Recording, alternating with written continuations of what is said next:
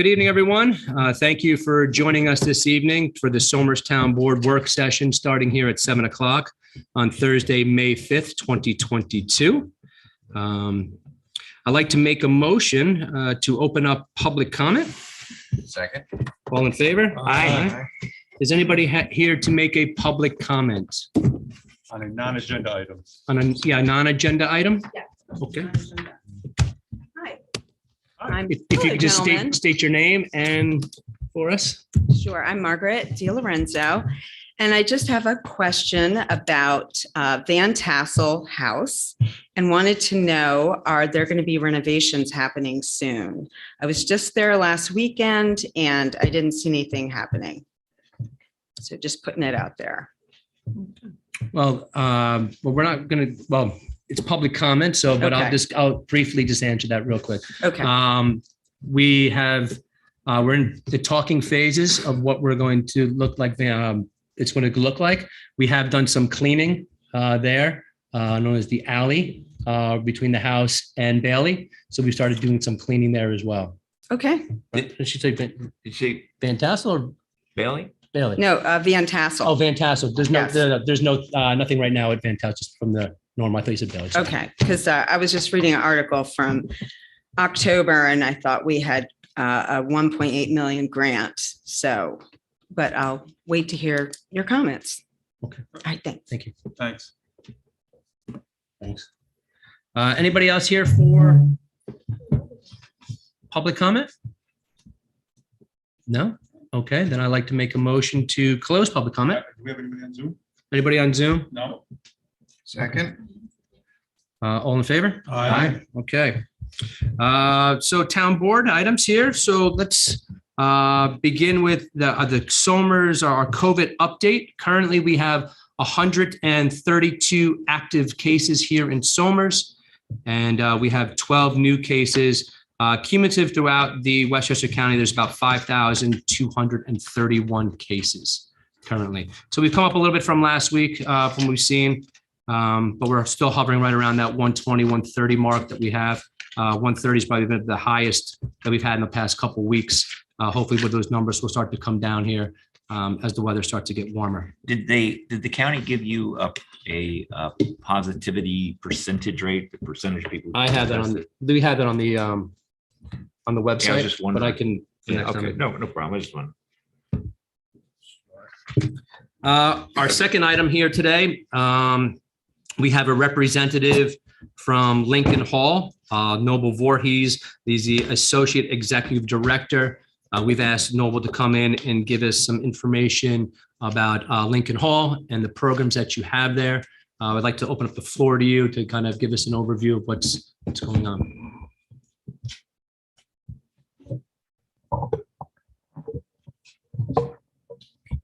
Just make sure you speak into them so they can hear you at home.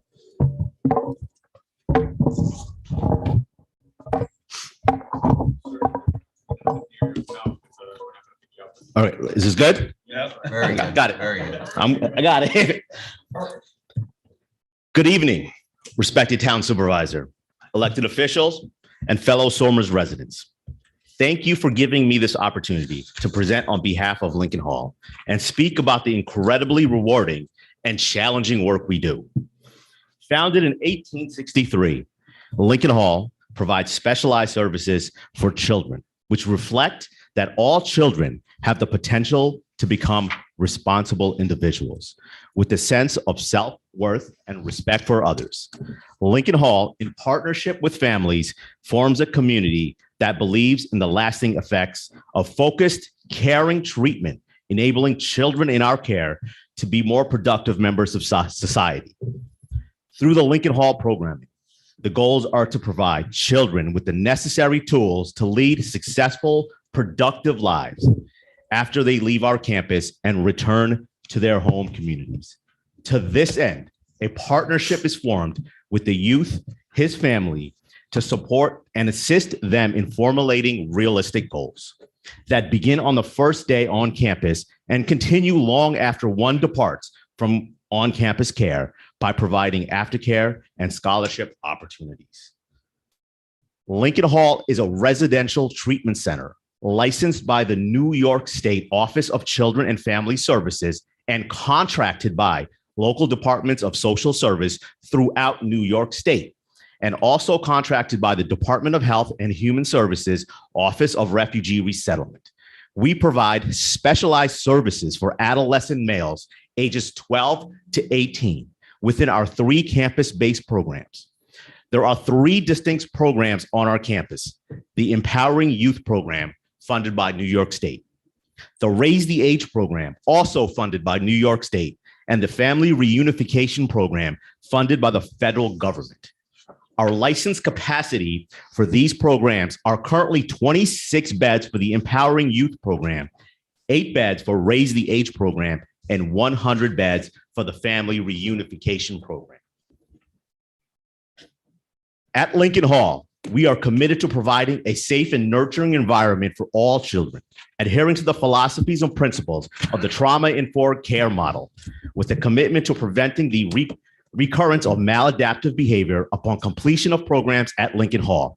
Our professional staff use a strength-based perspective along with positive behavioral intervention system and evidence-based practice, further allowing children to develop skills in the following areas: improve judgment and self-control, gain a more positive sense of self and the ability to achieve, accepting greater responsibilities for their behavior and its consequence, increase respect for and understanding of others, improve relationships with their families, build the self-esteem and self-respect necessary to resist peer pressure, nurture their desire of learning the academics and vocational skills so important to their future, foster a commitment to building community awareness and service through volunteerism, nurture the development of more adaptive skills for coping with conflict, trauma, frustration, and the demands of everyday life.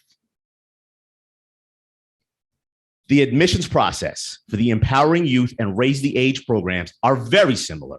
Referrals to the programs generally come from 3 sources: the Department of Social Services, the Department of Probation, or the Office of Children and Family Services. When a referral is made, Lincoln Hall is provided with several documents for review.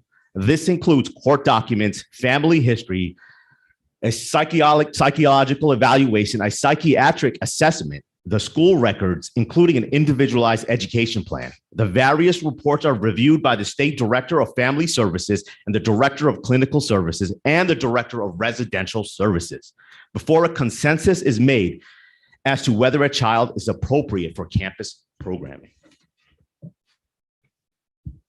There are over 20 rule-out criteria. For example, Lincoln Hall does not accept sexual offenders, fire setters, or youth involved in serious crimes against persons. We do not accept any referrals from the criminal court system. All children in the Empowering Youth and Raise the Age programs are in the foster care system and are placed through the family courts. If a child is deemed appropriate for our campus programming, the family service team arranges an interview with both the youth and his family. Only after these interviews are conducted are formal acceptance letters sent to the referring agencies. There is a great emphasis on family treatment. An identified family resource is an acceptance criteria. Admissions to a campus programming is a careful and calculated vetting process designed to provide appropriate care and treatment, and also to ensure the safety of all children, staff, and the community. Lincoln Hall only accepts roughly 20% of the referrals that are sent to us. If a child is accepted at Lincoln Hall, he goes through an extensive orientation process. He is evaluated in terms of his educational ability to determine the proper class and curriculums. Comprehensive physicals and other medical tests are administered in the first 2 days a child is on campus. He is given a battery of psychological tests, is interviewed by our consulting psychiatrist, and meets with a licensed clinician to provide a psychosocial history. All of the resulting informations are formulated into a comprehensive treatment plan for the youth and his family. Parents are encouraged to attend each of the youth monthly multidisciplinary treatment team meetings. Youth and families have input in the process, while progress is continuously monitored by various disciplines, clinical, medical, and education. From the first day a youth arrives at Lincoln Hall, the focus is preparing for discharge, aftercare, and the youth's future. The admissions process for the family reunification program is vastly different than for the other two programs. The children in the family reunification program are in the custody of the Office of Refugee Resettlement, which is a part of the federal government. Placement at Lincoln Hall is determined by the Office of Refugee Resettlement. Lincoln Hall operates the family reunification program, which is funded by the United States Health and Human Services. This program provides a safe haven for boys 12 to 17 years of age who have witnessed trauma, abandonment, and/or abuse in their home countries. The family reunification program is designed to help these children reunite with relatives through intensive clinical assessment and case management. Children in this program are generally with us for less than 2 months. At Lincoln Hall, these children receive clinical, medical, educational services on campus, also participating in recreational activities and cultural events. All three programs utilize our campus-based treatment model. At the core of our treatment is our caring professionals, psychologists, social workers, licensed mental health professionals, consulting psychiatrists, medical personnel, educational personnel, milieu staff, and our support staff. Lincoln Hall's treatment services are comprehensive, which include individual casework, group work, counseling, psychological, psychiatric intervention, family therapy, substance use prevention, behavioral, and milieu treatment. An interdisciplinary treatment team is utilized for the formal review of each child's progress while on campus. The core of the treatment team is the residents' clinical psychologists, social workers, caseworkers, milieu staff, counselors, parents, guardians, and family service workers. The treatment team meets weekly on a formal basis and is available for informal and special meetings during the week as the situations arise. A team determines the child's individual needs and ascertains how those needs might be best served. The team also monitors the child's adjustment to placement and ongoing process. Both the child and his guardian are invited and encouraged to participate in the review and the planning process. To meet the medical needs of our children, Lincoln Hall has a campus-based health center that provides medical care 24 hours a day, 7 days a week. The health center has an 8-bed infirmary and an isolation room for children needing inpatient care. Under the supervision of the medical director, the unit is staffed by 4 registered nurses and 5 LPNs. Children receive thorough physicals and immunizations as required upon entry to program. Lincoln Hall recognizes that recreation is an integral part of a socialization process, enabling children to develop an awareness of self and positive relationships with others. Both team and individual recreational activities are offered after school, in the evening, on weekends, and during vacations for those children remaining on campus. Recreational events which explore and celebrate cultural diversity are also scheduled on a regular basis. Lincoln Hall administers its own campus school, the Ives School, which is fully accredited as a junior and senior high school and officially designated GED testing center by the New York State Department of Education. The school day consists of 5.5 hours of academic instruction in English, reading, math, science, social studies, physical education, vocational education, health, and creative writings are also offered. An education assessment is used to determine the math and reading capabilities as well as proper grade placement. Each student, according to his skill level, credit, and other factors, is programmed towards a New York State Regents diploma curriculum or a GED preparation while on campus. General, remedial, academic, and pre-vocational programs are offered with a wide variety of services in each. A 30-day summer school program supplements our 180-day academic calendar. Remediation is emphasized as many of our students are academically below grade level. All school programs address the individual academic, vocational, social, and emotional needs of the students who may participate in cooperative work experience, work study programs, which are offered to practical, part-time, paid hands-on employment in a variety of areas throughout our campus. Lincoln Hall offers the following vocational classes: building trades, culinary, barbering, computers, photography, and media arts. To deliver high-quality mental health and educational services, we must maintain a safe campus. It is our top priority to ensure safety for all children, staff, and the community we reside in. Without a safe environment, children cannot learn and grow. Therapeutic crisis intervention has long been a part of the Lincoln Hall culture. Lincoln Hall maintains an 8-to-1 child-to-staff ratio on campus at all times while providing 24/7 supervision.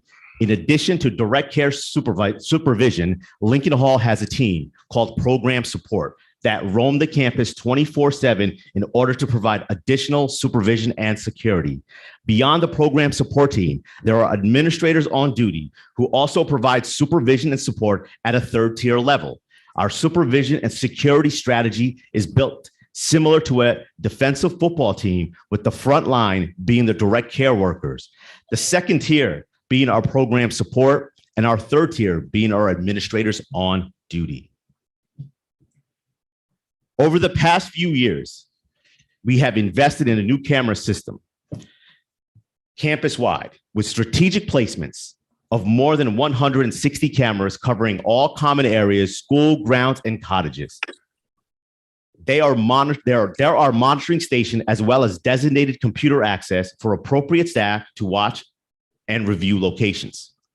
Students leaving campus without permission is a violation of internal policy.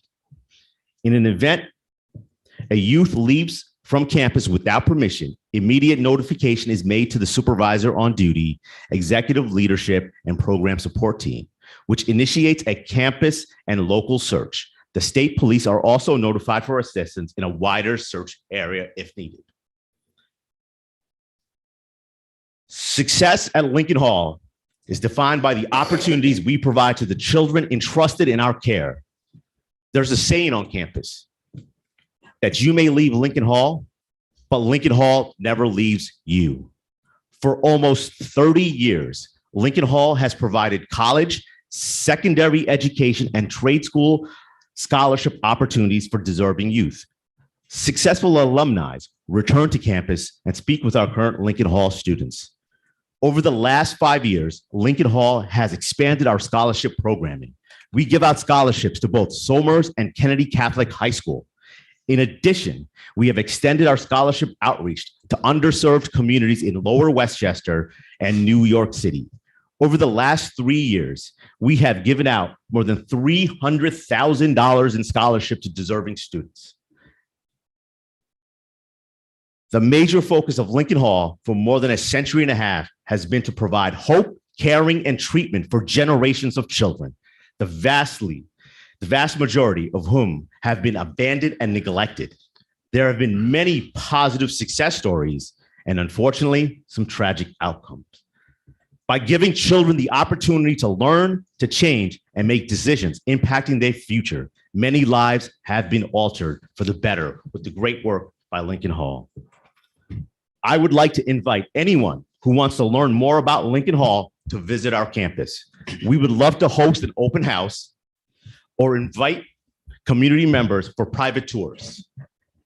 We have set up an email, info@lincolnhall.org. info@lincolnhall.org. Please email us if you would like more information about our programming or would like to come visit our campus. Thank you for this opportunity. Thank you. Thank you. I got to tell you, I've been up here for about 14 years and I've lived in town for about 55.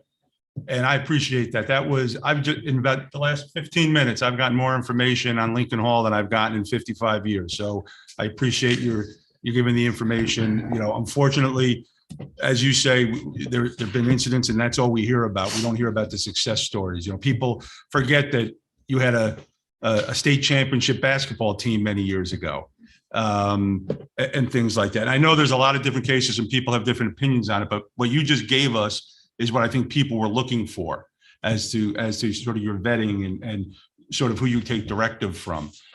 So as somebody who has always sort of wondered, and I've had access, I mean, I've talked to past professionals who work there, and what you just gave us was fantastic information that hopefully the town will listen to. Obviously, this meeting will be on a loop, and you could hear all the good things that you do. But I'm sensing the partnership. I know you already have worked with schools where if we have an active, I believe if it's still in place, an active shooter situation, you've given us your campus where we could have parents meet to get their kids. God forbid that ever happens. And I was just commenting to the board that I can't tell you how many thousands of times I've driven by Lincoln Hall, but coming to the meeting today, there was a soccer game going on, and it was nice to see the field getting used and you know, and kids being kids. And, you know, some of these kids aren't necessarily kids because where they come from, they grow up a lot faster than maybe some people do here in this area, just based on the circumstances they're in. But I really do appreciate that information, and I you know, I hope the town listens to it, and they're still going to have questions, and you know, there's still going to be issues as there are on every topic, but we appreciate it. No, thank you. And if there are questions, I'll send over the info at Lincoln Hall. I'll email it to the town. You can share that. They can actually contact us. We're more than happy to host a open house. They can come tour the campus. There's certain information about the kids we just can't share, unfortunately, but you can learn a lot more about visiting our campus than hearing me talk. And that's, you know, that's the thing. I don't recall ever there being offered an open house of any type. It always was sort of like, you know, don't cross through the fence because we're not allowed to tell you anything. So hearing this information and seeing that you want to form more of a partnership and with the town is appreciated and will go a long way. You know, Noble, we've had some conversations, and I've always appreciated your openness and you're willing to tell me what's going on with the programs over there. And to Tom's point, it's important that the town knows, right? There's a lot of questions, and just for you to open yourself up and to host an evening, if people want to come visit and ask questions. You know, knowledge is power, of course. And we want people to be knowledgeable in town and what's going on. And, you know, unfortunately, in the past couple of weeks, there has been some negative things, you know, out there. But that's one of the reasons why we wanted you here tonight to explain what's going on, to explain the programs in there, because it is a working relationship. And, you know, if you guys thrive, the town thrives, everybody thrives. And I appreciate you coming in and talking. No, I appreciate the opportunity, and I am July, June, whenever it is, we want to do an open house, let me know. More than happy to. Yes, so, you know, just from the community's point of view, I mean, there has been a lot of communication, at least with the boards and the previous boards over the years. You belong to some of the councils that the community council that we work with. So there has been information, but in this business, you know, information and getting it dispersed becomes really a public relations effort. And so I think this is the start to a public relations effort. The community is always worried about safety. And I think you addressed some of that in terms of the types of individuals and the programs that you're dealing with. I think those were very important, concepts in terms of how you get children referred to you and what are the types of programs that you use. One of the things that you said to me that these are what, orphans? So all the youth placed in our care comes through the foster care system. Okay, so it's not criminal kid. No, so we don't accept anyone from criminal court. So all of our kids are in family court. That's why when the kid leaves our campus, it's a violation of internal policy. Right. Because they're not sentenced. Right. And then with the ORR program, is that a refugee program or yes. Is it, okay. It's from the Office of Refugee Resettlement. That in its contract, it specifies how we operate it and what we can talk about it. I did send Rob an email this morning with a fact sheet that was released from Washington, We got DC. that, yeah. Yeah, please share We're going to that. share that on our Absolutely. website, and we'll share that. Can we So, get a copy just- of your statement as well? Are you able to get us that so we could put that out on the website as well, just so? I people want can- it for the, can you send me a copy of what you read? for- for the Absolutely, record? yes. Thank you. So, another dimension to this is the number of children that you're dealing with. I mean, you have a capacity of maybe of 100. All the programs together are a capacity of like 134. Right. And all three programs together. Yes. What was the peak? I'm just curious. Years ago, was If it, you go back. was it right. much higher? Do you know? I know you. 252 was our max capacity. Okay. When was that? Oh, 2008, 2009. Okay. Now Yes. you're about 138 or something. Yeah, so that's our max capacity. So we're not even close to max capacity. Oh, what's your max capacity? The 200 or the 134 is their max Oh, capacity. so you're not even near that capacity now. Oh, okay. And you have Wait, I thought you programs. said you were at max capacity between empowering youth, raise the age, and family. No, reunification. those are what our limits are as far as max Those are capacity. the number of Yes, yeah. So 26, 8, and 100 is the number of kids we can have in those respective programs. And what's the current population? For which ones? All of them, three, 20, empowering all, youth, raise the age, family reunification. 24, 4, and the other one fluctuates. We're around 50 right now. So you have three programs there that you serve, which I think is information that most people are not familiar with. They come from three different sources, so to speak. In the past, it was pretty much out of New York City.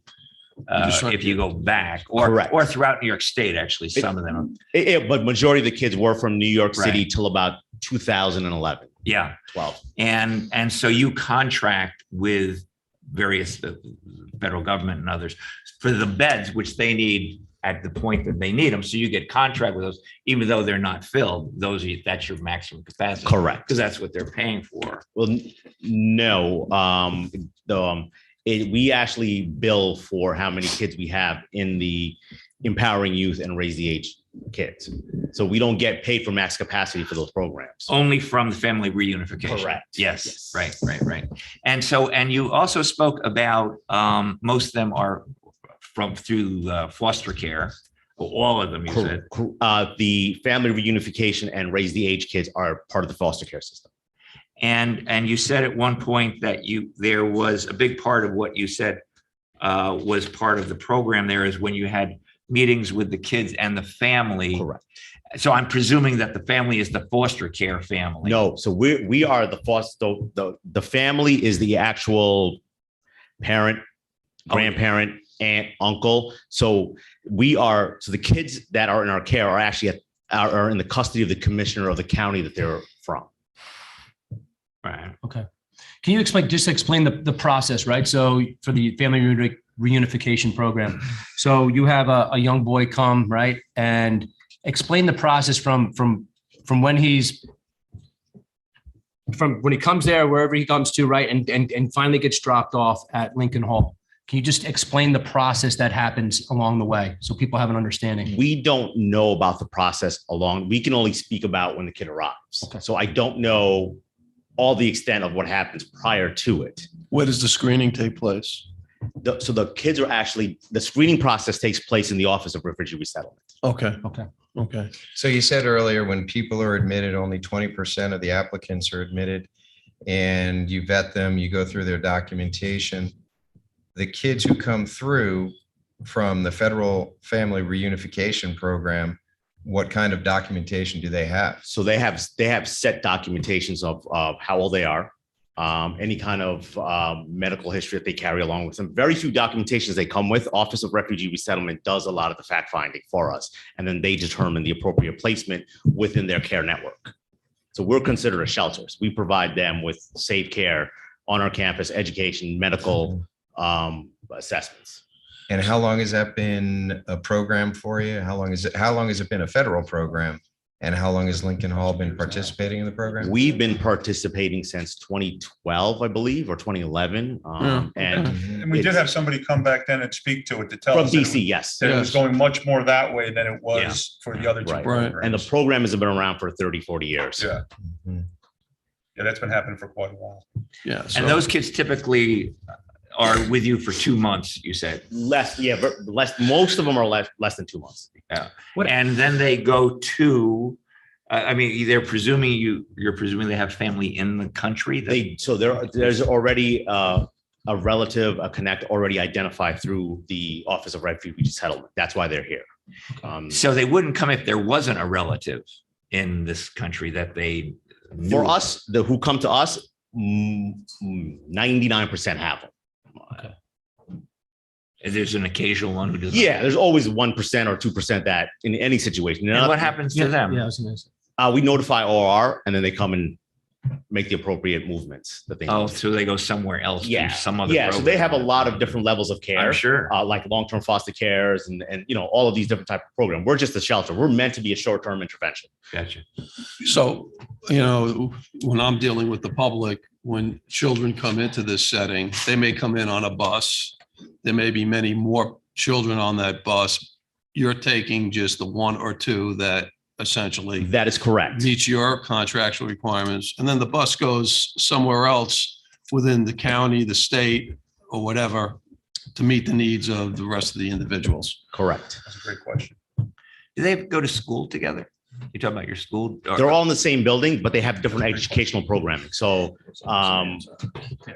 the family reunification program primarily is on a different floor, just because their academic programming is different. Sure.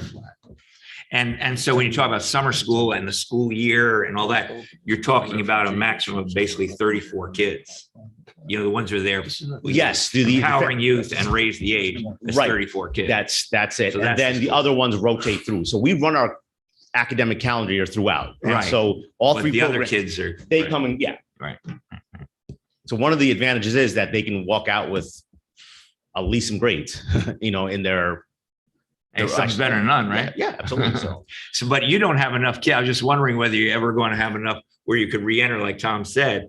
You were in the public school athletically Yes. going back. yes. And I had some games actually in your gym. Very nice. Pat Riley, great guy. You don't have enough kids where you can do that now. No. So So we these kids won't have the opportunity. So we play in travel basketball teams, Yeah. but not in any organized high school sports. You ever go down to Hawthorne Cedar Knolls and play them at all? No, we haven't. Yeah, So, Noble, Great public game over here. I do. how many people do you employ? 220 employees currently. And you need more people. Yes, we do. Always. Talk about that. Yeah.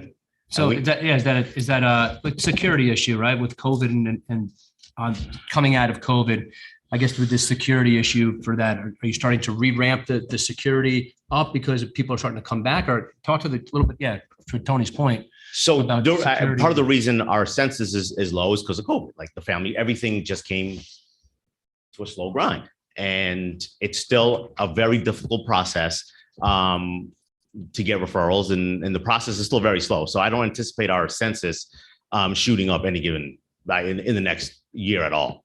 This is going to be where it is till everybody catches up.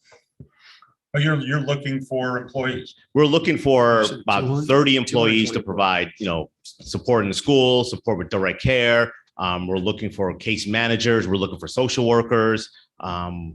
We're always looking for employees. We're also looking for summer help. Well, that's good to know. And we usually employ about between 2 and 4 local Somers college kids that help us in the summer. You do. And the boys you said are always completely chaperoned at all times. And what's the number, boys to a chaperone? So we run an 8-to-1 ratio. 8-to-1. So 1 staff for every 8 weeks. So, I mean, I think the takeaway here is safety. People need to want to understand that, the safety aspects of what's going on there. The other thing is communication. If somebody goes off campus and you have to institute a search, usually I'm getting calls about, different types of escalation, helicopters or whatever. We need to be able to communicate that to the residents. And I'm going to say right now that after we just did this and it's on TV, it's like most of the people in the town are not going to be paying attention to this. which is unfortunate. You mean they're not watching us? No, they probably want to. That's so disappointing. We're putting them to sleep.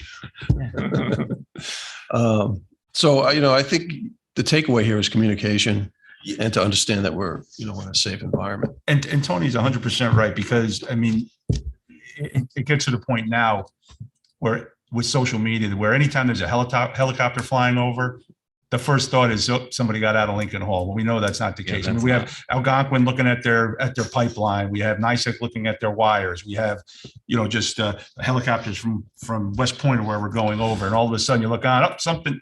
So that's where the communication, especially with our chief of police, not just the state, but if we could get something, if you don't have it already, with our chief of police so we can get the information out to let people know. And I also just want to be real clear, like, it's not a crime to leave our campus. We're part of the foster care system. So it's a violation of internal policy. Okay. So that's what they're violating. So if they run for whatever reason, they get picked up by the police, all the police does is bring them back. So Noble, Yes. I mean, in your history though, at one point you were taking children that were remanded by the courts, maybe criminal courts? Or Family never? court. I mean, unless Will be you've family- been here longer than I have, but as long as I've been there, it's all been through the family court system, and I've been there 18 years. Okay. Yeah, they do. Well, I have to go to mine. You did, Yeah, sorry. Mike. Sorry, you can't. No, That's I fine. mean, they do have charges. They do have minor felony charges or misdemeanors in times past. So yes, but we do, we have cutoffs. Like Noble said earlier, we don't take serious crimes against persons and, fire setters, sexual offenders and whatnot. If you But could it's- just state your name for us. that Oh, way yeah, I'm everybody knows. Dr. Jim Coglin, Director of Residential Services, 42 years with the agency. So you work with Mr. Gabriel. Oh, yes, I know John. I knew John Gabriel well. He's a good man. Indeed. Mr. Gabriel was a Somers resident for many, many years, who served on the Lincoln Hall board. Yeah. And he was just an all around good guy. Yeah, he actually put in more than 50 years. I'm going for that record. There you go. Hmm. So your major problem, if I can term it that way, is really staffing, is getting more staff right now.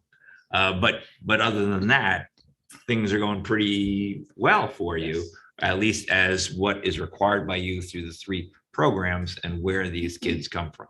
How do you recruit? I mean, for staff? I mean, it's like most people in Somers don't know that you're looking for, I would think, right? We use Indeed. We use a lot of it's word of mouth. We do job fairs from time to time. We try to get to some of the local colleges and, up as far as, say, Marist, Poughkeepsie, or some in Lower Westchester. But if you get that information, I'm sorry, No, you go. you get that information out to some of the local clubs, like Lions Club, Chambers Club, they have children in the district, into the school districts. One, that'll just propagate the communication, because you're actually asking for something, they're going to have to say why.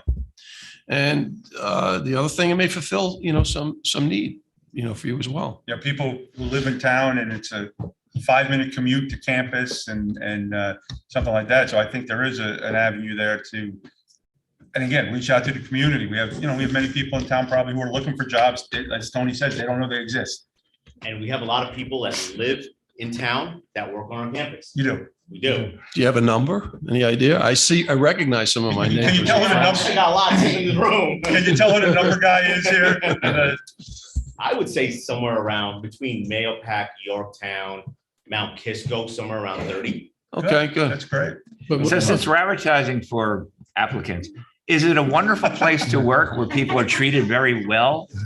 there's a lot of camaraderie. I mean, there's a lot of veteran staff. I mean, I'm the dinosaur, but there's a lot of folks that have worked with us for So it's over a great 30 place to years, work. 20 years. If you're comfortable, can I just get a sense of the people here? Can you raise your hand if you work on campus there?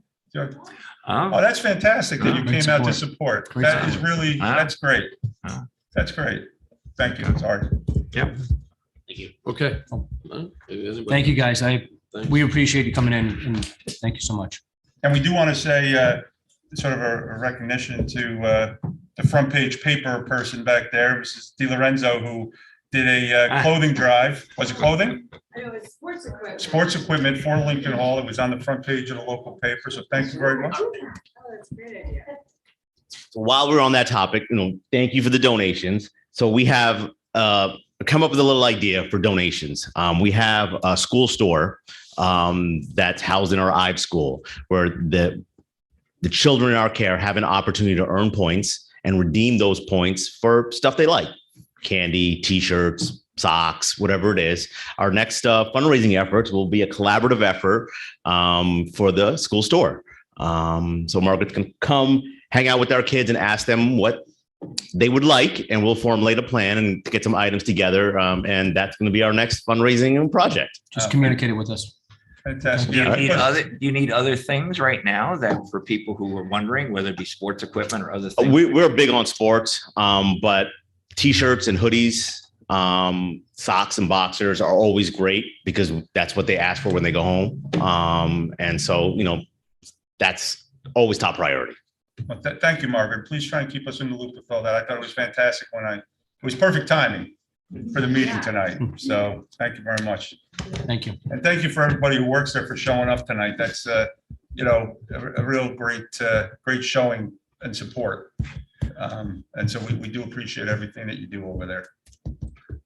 Give them all comp time tomorrow. I'll say right now.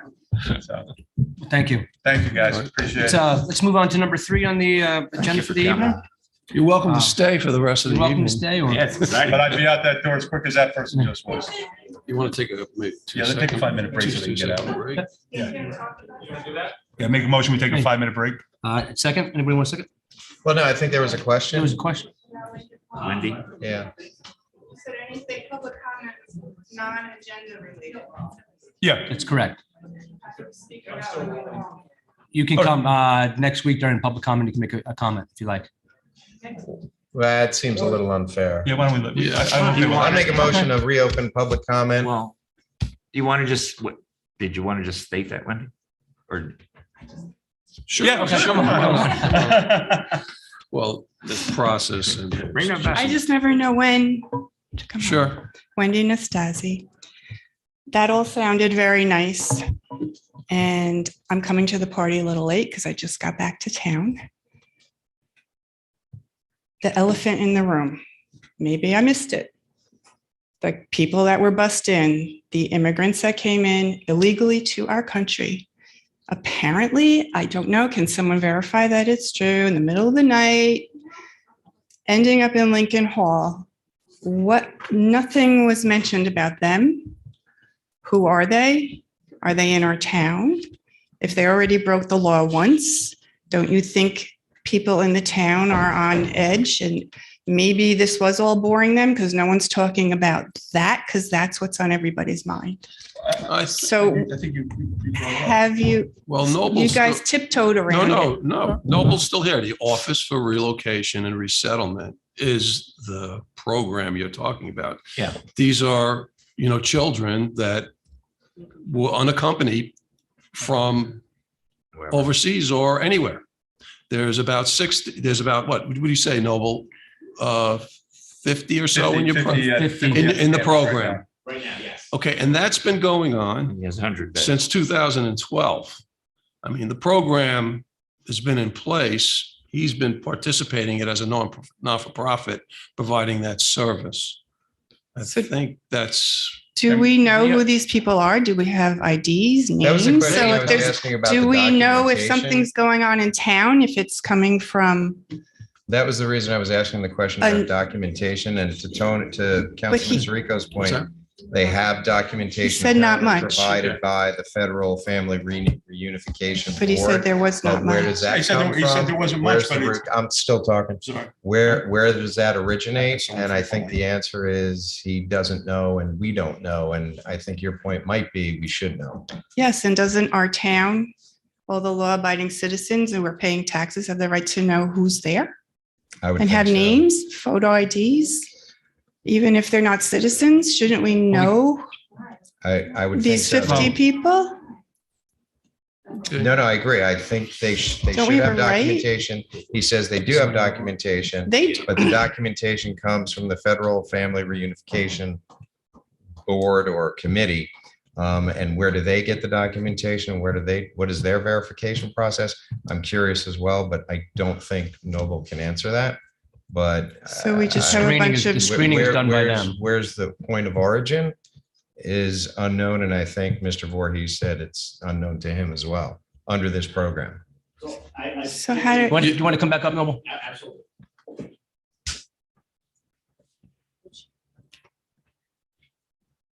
Thank you for your question. I've given the town board information to reach out to the Office of Refugee Resettlement, and they will be able to provide more documentation and information on it. So they have the phone number and the email address that they can reach out to. And they The can, federal government basically just sends them to you. And as Tony said, when we see a bus pull up, you don't have 90 people getting off the bus. You do You might not. have 2 or 3 getting off the bus as you're making rounds around town. that is correct. And feel free to send out that fact sheet with the information to contact Office of Refugee Resettlement directly, and you can talk to them directly. So I think her question, if I'm right, your name again, Kathy?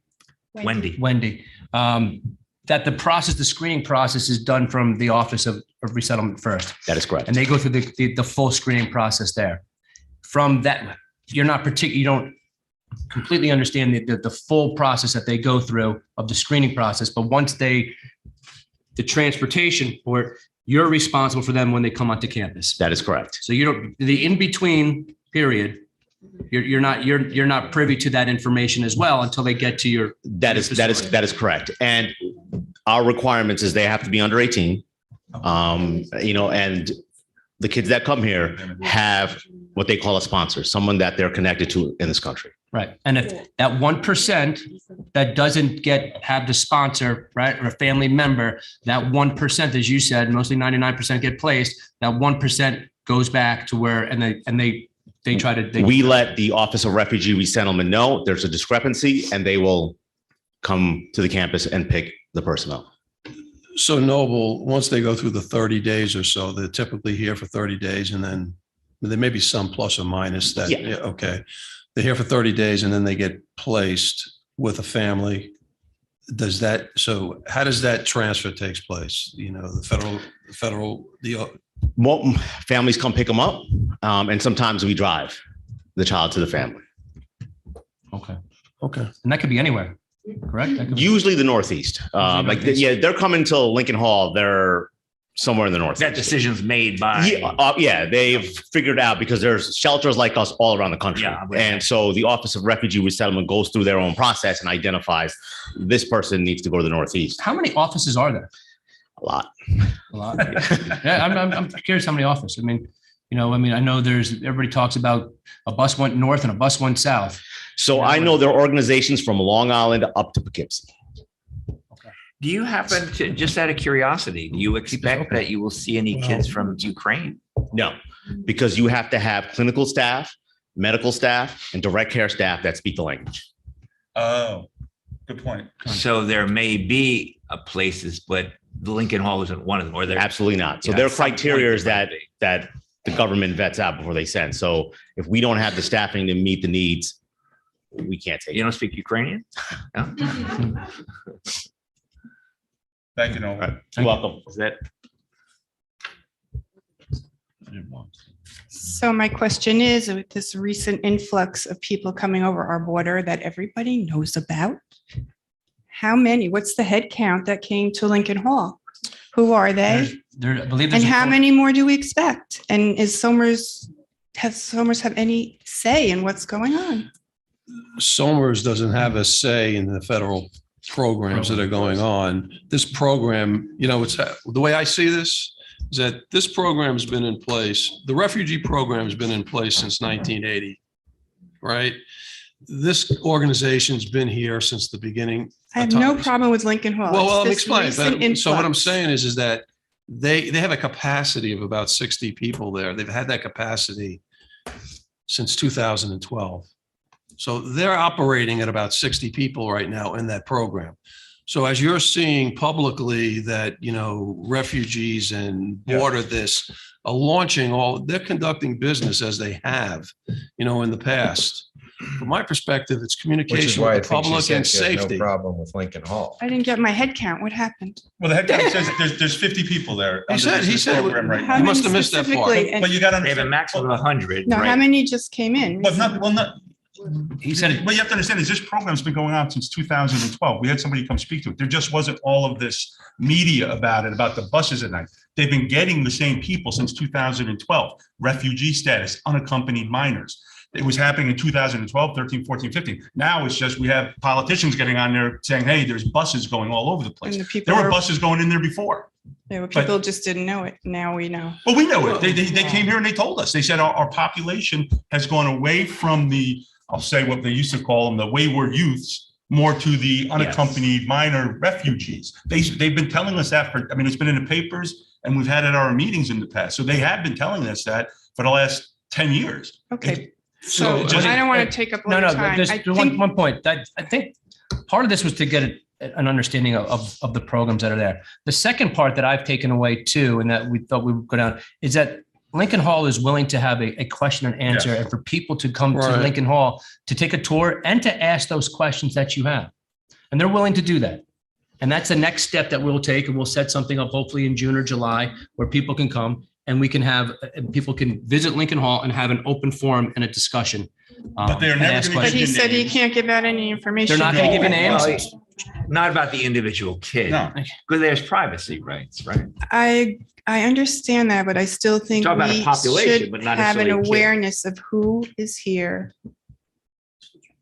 And he said that you can reach out to him to get that, correct? We have a fact sheet that will. We're going to that put the them. the supervisor gonna- put on the That at website. least the board and the police. Yeah, department know. I hear you. When we reach out to the federal government and request that information, I don't think they're going to respond very. No, they're not going to gonna give you respond. names and all that information. It's But- privacy laws. Also, children in general, under 18. Yeah, guys, this was, I didn't Yeah. want Well, this let's to maybe be give you- yeah. an open forum question and answer. The open forum I for think question and there answer should be will be more at we Lincoln can Hall do when we'll set to that up. protect our town. Okay. We are, and that's, Thank we All are. right. All right. Thank you. I mean, that's fair. Hi, I'm Margaret De Lorenzo. I just want to say, children are not illegal. That's all I got to say. Well, but, and also, it's the same as with the school district. We don't have control over the school district. We're not going to start sharing all their names and what they've done and all that with the Somer School. I don't, so it's similar. And I'll reiterate what the supervisor said. And as I said earlier, in the 14 years I've been on the board and in the 55 years I've been in town, that's the most open and information we've gotten from Lincoln Hall. And they're obviously looking to open it even more, to give people an education on what goes on up there. And we appreciate that. Embrace it, call them up, go on a tour and ask your questions. What they can answer, they will. What they can't, they won't. And they'll politely tell you they can't. But at least you'll get a better understanding than just what we see on social media. Yeah, let me just also say, I worked in a facility like this, and those kids were all placed by the court who had some cases minor, some cases a little bit more than minor infractions. The population has changed over there, and the people who work there will tell me, and everybody, and if you go take a tour, I'm sure they will, that the population they have now is the least problematic and the most cooperative and the most appreciative of what they've had over their 50 years. Yep. So I think that it's not quite what probably many of us would think it is, but because it's changed.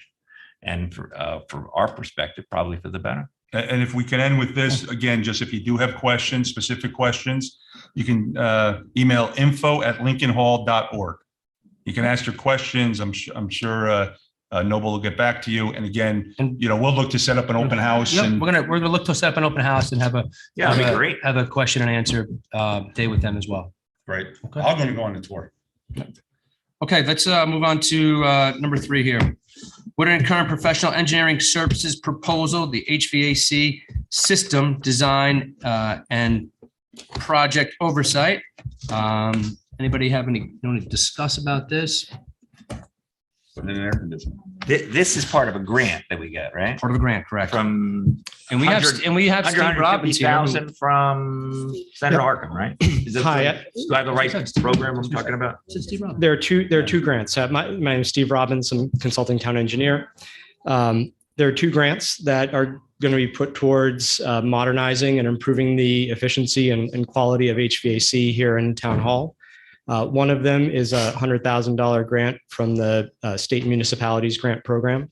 And the second, the town court received about $14,000 for additional HVAC improvements specific to this room as the court. Okay. And we pay 54 grand.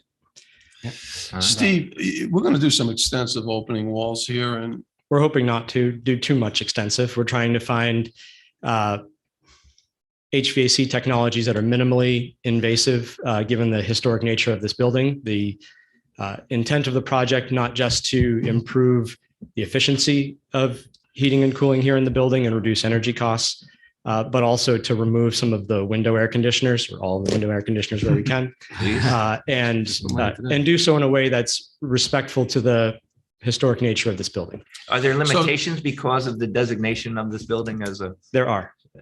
And those would be? We have to be very sensitive to, especially the front facing building, and the State Historic Preservation Office will have the opportunity to comment on the design once it's put forward. Oh, okay.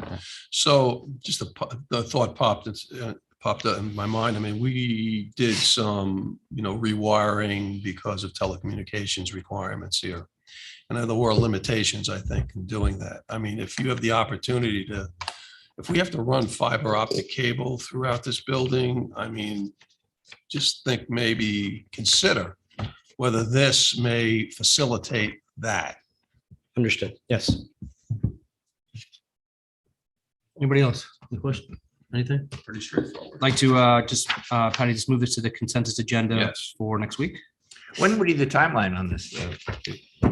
We're obviously struggling with, like everyone else, with equipment availability and lead time issues. Our first step will be to engage with several equipment vendors to understand lead times and different options for equipment, so we can put together a package that hopefully has some improvements in place by next winter, as many as we can get in. Okay, so hopefully by next winter.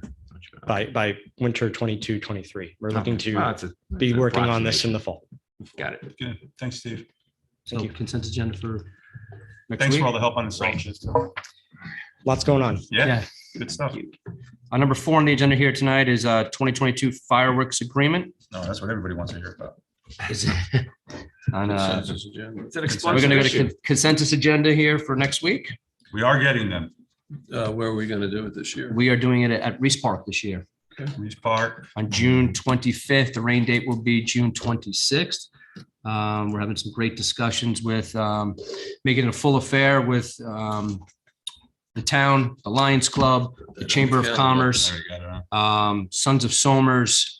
So there's a lot of organizations looking to help out this year. So we have some good bands coming. We have some food trucks. So it's going to be a great night to celebrate. And as always, the fireworks will be, I'm always amazed at how good they are for what we pay. They always go on a lot longer than I thought. And Tom, as long as we've been here, it's the same amount of money. It is, hasn't gone up at all. That's Yeah, like the only thing I can think of. Wait a minute, it's gone. It's 2022. It's going up a lot. Okay, let's go. Actually, are we able, I'm just curious, I know in the past, are we still taking donations for those? We've more or less stopped taking the donations. Yeah, we couldn't. We couldn't, we weren't allowed. We listened to Roland. Which I don't know why people can't donate money. That just doesn't make sense. They're not allowed Can to you tell donate. us that one more time, Roland? Don't say it, Roland. I like you. And he won't. He won't. He won't say it. Well, you told them to say it and then you said, don't say And it. then we put it in the budget every year for the fireworks, and we're looking forward to it again this year. Yeah, correct. I'll probably be doing parking, so don't hit me. I'll be running out of space in my driveway. As long as you have a vest on. What's that? As long as you have a vest on. No, they still might go after me. All right. Number 5 here on the agenda tonight, residential food scrap transportation and disposal program. Talk a little bit about the program here. What we're looking to do here as a town is to start up a food compost facility. A bunch of other towns have done it, surrounding towns have done it there. Going a little bit more green of what we've done before with the EV charging stations, our stretch code, energy stretch code. I think this would be a great addition to that as well, where people then can bring in their vegetables, their fruits, their grains, meat, dairy, eggshells, nuts, you name it, coffee filters, tea bags, parchment paper, uncoated paper plates, And then there's some other, and bags, dishware, and cutlery. We'll set up 10 bins in a location. We'll have a service come and transport that out. We'll see how it gets filled up, if it's once a week or twice a month of that nature. We'll see it maybe ongoing that. There's initial startup cost for it as well, a little bit over 5,500 for that, the 10 bins of that. And after the first year, it goes down to 4,800. But I think it's a great service to provide for people as we go more green in the community. And so if someone does this, you would have very little garbage, each of us, because with what you put out for recycling, you can take your food. So what's left is very little, which is, that's good for landfills, good for the environment, good for all sorts of things. So, it takes some work, but we all got to, do some work to do what is right. So this will be good. Okay.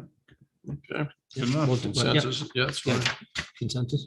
Yeah, we'll put it to the consensus agenda for next week. Great. Number 6, award bid and authorize the supervisor to execute a contract for the installation of 100 kilowatt generator in the Somers Library in the amount of $80,000 with Light Electric per memo dated April 25th, 2022 from Thomas J. Tuma, Building Inspector. Consensus agenda for next week, please. Yep. Number 7, authorize supervisor to enter into a intermunicipal agreement and IMA with the County of Westchester in order for the county to release $175,000. That's not it. From the East of Hudson WQIP fund to partially fund the town's cost to construct a salt receiving, processing, and storing structure at the Somers Highway to Garage, pending the approval from the Westchester County Board of Legislators. Move that to the consensus agenda as well, please.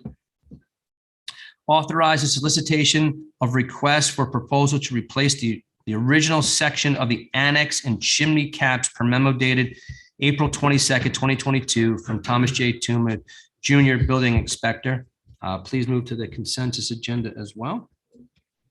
And then number 9 on our agenda, declare May 8th through 14th, 2022 Turquoise Takeover Week to raise crucial awareness of the leading cancer killer and rally support to stand against lung cancer in the town of Somers and across the nation. I'd like to make a motion to declare May 8th through the 14th as Turquoise Takeover Week. Second. All in favor? Aye. And then tonight here, we have Molly Franco, Community Engagement Coordinator for the American Lung Association. And Molly, here we have a proclamation here for you from the Office of the Supervisor, and I'll read the proclamation. You want to come? You want? Sure. Yeah, please. Why don't we walk up there? Just Why don't you walk walk up there? So let me just read this here. So whereas about every 2.5 minutes, a person in the U.S. is diagnosed with lung cancer. And whereas lung cancer is the leading cause of cancer deaths for women and men. And whereas lung cancer screening saves lives and advocacy and increased awareness will result in more high-risk individuals getting screened. And whereas public support for research funding will result in new treatments and better methods for early detection. And whereas Lung Force, a national initiative led by the American Lung Association to defeat lung cancer. Now and therefore be it resolved that on behalf of the entire town board of the town of Somers, I, Robert Scarano, Supervisor, do hereby designate the second week in May as Turquoise Takeover Week throughout the town. Encourages all residents of the town of Somers to learn more about lung cancer, risk factors, and early detection.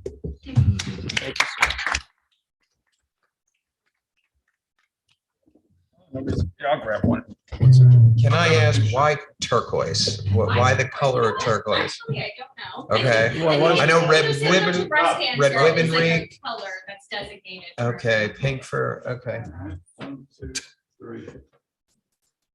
Good. I'll send it to Carol. Do you mind if I say, okay, do you mind if I say something? Yeah, please do. Great, please. Because, I did not, if you asked me, I don't think I would have said lung cancer is a leading cancer Yes, death. unfortunately has the highest mortality. Yeah, I rate. did not know that. So I'd like to learn more. Yeah, definitely. I'm not going to give you too many facts and figures. Actually, the plaque has a lot of information on it. First off, I just want to say that I am a former Children's Home of Poughkeepsie child care worker. I just thought I'd mention that from the discussion we were having earlier. They offer a lot of similar services to Lincoln Hall.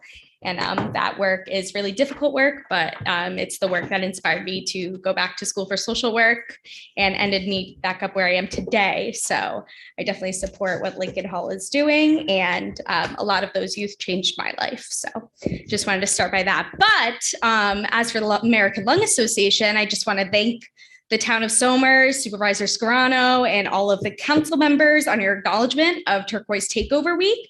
While lung cancer remains the #1 cause of cancer deaths, the survival rate has significantly increased in the past decade, which is amazing. And that's due in part to campaigns like these. So awareness really breeds early detection and innovation in the public health and medical sectors. And I hope you all take a peek at ALA's other activities for Turquoise Takeover Week. Throughout New York State, even in Times Square, there's going to be illuminations that are turquoise, celebrating Turquoise Takeover Week. So the town of Somers is definitely not alone on this one. And also visit lungforce.org and join the upcoming Lung Walk on June 25th. I think I heard you guys say that you have your fireworks on the 25th, but maybe you could go do the Lung Walk during the day at Manhattanville College in Purchase, New York, and then maybe celebrate with some fireworks after. And then additionally, I would just like to promote the services of my team specifically, which is Power Against Tobacco. Power stands for Putnam, Orange, Westchester, and Rockland. We're an advocacy organization. Well, not advocacy organization, excuse me, but we provide technical assistance, signage, anything that either property managers, municipalities, and work sites may need to create policies and promote smoke-free, vape-free environments. So if anybody is interested in expanding their smoke-free policy, I know Town of Somers may have a few gaps in their policy that they might want to take a peek at. I've noticed, but that's just me. But if you want to take a peek at it, I can always help you after this session and email, and we could chat afterwards about, what's possibly missing from your policy. Additionally, we provide free signage, free technical assistance. So if anybody listening has a work site that they want to develop a smoke or vape free policy for, just please let me know. My email is molly.franco@lung.org, lung, L-U-N-G, the organ. And that's all I have for today. If anybody has any questions. Well, Molly, we have a committee called Partners in Prevention. Yes. They're pretty much focused on opioid abuse and marijuana, but it's really about safety and public safety, and risky behavior. Yes. All right. How does this dovetail, or can it dovetail into what we're doing there? I mean, of course. I'm on several coalitions. I think it's Kathy Kudrow. I could be. Oh, you know Kathy. Okay, yeah. so you. I talked with her last week. We had a long conversation. We share a lot of the same coalitions. Westchester Coalition for Drug and Alcohol Free Youth. And I would just also like to say, while my organization doesn't specifically cover marijuana policy, if something is smoke and vape free, that also includes marijuana.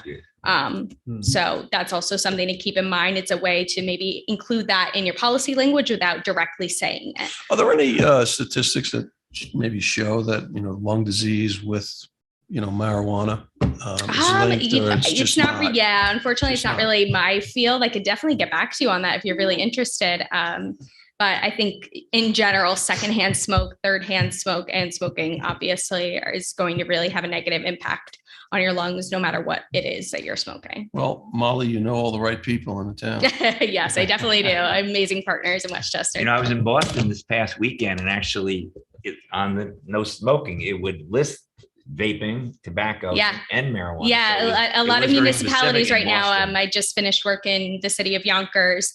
They just added vaping and marijuana, but that I really focused on the vaping to their playgrounds policy because it was missing. They just had no smoking. A lot of towns have these existing policies from, the late 90s, early 2000s, when there was a big push against cigarettes, but these days, are. But are these policies about language, signage, or, I mean, where does that go? Say again? These, Can you when clarify? you talk about policies, Yeah. you're talking about policy language and signage. Yes, and things of so that we can nature. assist, we cannot directly advocate. We can just educate you on your options for policy, Okay. and then provide you with whatever you need to enact that policy. So if you need specific language, we receive help from the Public Health Law Center and other law advocates and things like that who can construct that language. Because some municipalities don't really have the capacity to do so. And then additionally, we can give signage to reflect whatever that policy is. We can't just give out signage if you don't have a policy, but But you do have signage. Oh, that we have has free been- signage, yes. And that can be tailored to whatever policy is adopted. So let's say it's 50 free from entrances. We have signage that reflects that. If it's no smoking, you couldn't get vaping. We have signage for that. If it's no smoking and vaping, we have that as well. And that would be, we use these in buildings, we use these in the Yeah, park, yes, we yeah. use it in So the I park. noticed Somers has a no smoking policy for all municipal buildings. It does not include vaping, but like, let's say you were willing to expand that policy, we could provide signage for that if you are interested. I know some towns like to do it in-house and have their town logo or and things like that on it, but we have How our own about signage. parks, the outdoor? Yep, we have, I have it in my car. I don't have it with me right now. We have one sign that says Young Lungs at Play. It's green, it has a child swinging on it. It's Oh. really nice. Yeah, so I'm in talks with the city of Yonkers right now to possibly provide them with signage as well. Maybe our parks would be interested. Yes, I think actually your parks, I'm sorry, I don't mean to educate you on your town. Please do. Before the meeting, I was just interested. Please do. I was just interested. Yeah, but I was just interested. But it does say no smoking and vaping for playgrounds, but just it is lacking in the municipal building area. But it does say it for playgrounds, so that's good. All right. Excellent. Yeah. Any other questions? No. All right, perfect. Thank you so much. Send us Yeah, signs and keep educating. yeah, us. I There you will go. email you all. Please. Thank you so much, and I think Supervisor Scarano has my I do. information. I'll pass so this out to everybody. Thank you so much. Love Thanks your for coming. enthusiasm. Okay, number 10. Combine July 7th, 2022 work session and July 14th, 2022 regular meeting into one meeting. I just wanted to bring it up for discussion here. I know there's been I was, anybody, Yeah, there's precedence that we've done it, actually, I think for both July and August in the past. July, we'll keep that going, but as far as the date, right? As far as the date, do you guys have a preference of which date that you want to do? so I was thinking Those that two, I July, take 7. I was thinking, what? Oh, I'm Go ahead. sorry. No, you go. I thought if he was asking a preference of those two Okay. dates, I would prefer the 7th. To be the 7th, to be postponed. No, he wants it to be on the 7th. He wants it beyond the 7th. I was going to go the other way because you have July 4th. Is it July 4th's on Monday? Right? And so typically you got a short week there. Most people take vacations that week. So. you Well, I'm combine not. it to the For the 14th. record, I'm going to be out of town for both, so. All right. Have the discussion. I prefer I'm the okay 14th. anyway, You whatever. prefer the 14th? You prefer to meet on the 14th? Meet on the 14th. Yeah. Well, How are you 14th? I will be in another part of the country. Well, zoom in. I will be out of the country. Out, another part of the country? I'll be in the country. They don't let me leave. I don't have a I haven't preference. gotten the release yet, so I have to stay in the country. Okay. That ankle bracelet only goes so far. I know, eventually. So I'm gonna move this next week. We'll have it. All right, we'll think about it. We'll move it to next week. We'll be, yeah, And we'll, we'll- we'll get it to, We have 3. what's Yeah, that? You have so 3 guaranteed on either date. either day, right? So we'll just, Oh, yeah, we'll have a more of an internal discussion. We'll bring this up again next week. and is it Okay. our intent? Is it the board's intent, supervisor's intent? The same thing in August? I actually, Same thing in August as well, to combine the 2 in August. That's what you guys have done for the sometimes. Several years. past several years. Sometimes. Yeah, I mean, I mean, I think we could wait and see if, normally the agendas in July and August are Pretty light. minimal at best. Correct. you know. There's nobody around to listen to. it. Right. So, well, not that there is now, but so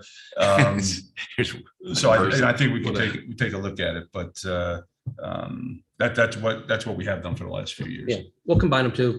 Because then keep in mind, soon after that, we have a week of meetings when we do the budget and all that. So it's not like we have a lack of meetings. I like more meetings, Tom. I know you do. You meet every day, Rich. Yes, I love my job. There you go. Good for you. Unless there's basketball involved. In which case you go to that. We'll just put it to next week and Yep. we'll make a decision next week. Okay. Okay. Parks and Rec, no additional business, financial, no additional business, highway, no additional business, personnel. There are current vacancies here. Affordable Housing Board, 1 2-year term ending July 11th, 2022. Assessment Board of Review, 1 5-year term ending 9/30/2023. Library Board of Trustees, 1 5-year term ending 12/31/2025. Parks and Rec Board, 2 3-year terms ending March 9th, 2025. Partners in Prevention, 2 3-year terms ending 12/31/2022. And again, Partners in Prevention, 1 3-year term ending 12/31/2023. Some more vacancies here. Affordable Housing Board, a 2-year term ending July 11th, 2022.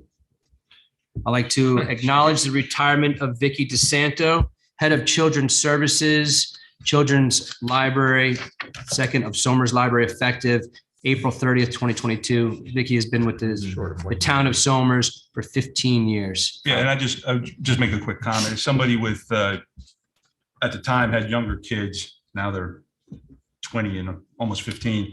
But Vicky was a phenomenal resource in the children's department over at the library. Anytime I had any questions about books or possible subjects that my kids were doing projects on, she was incredibly helpful.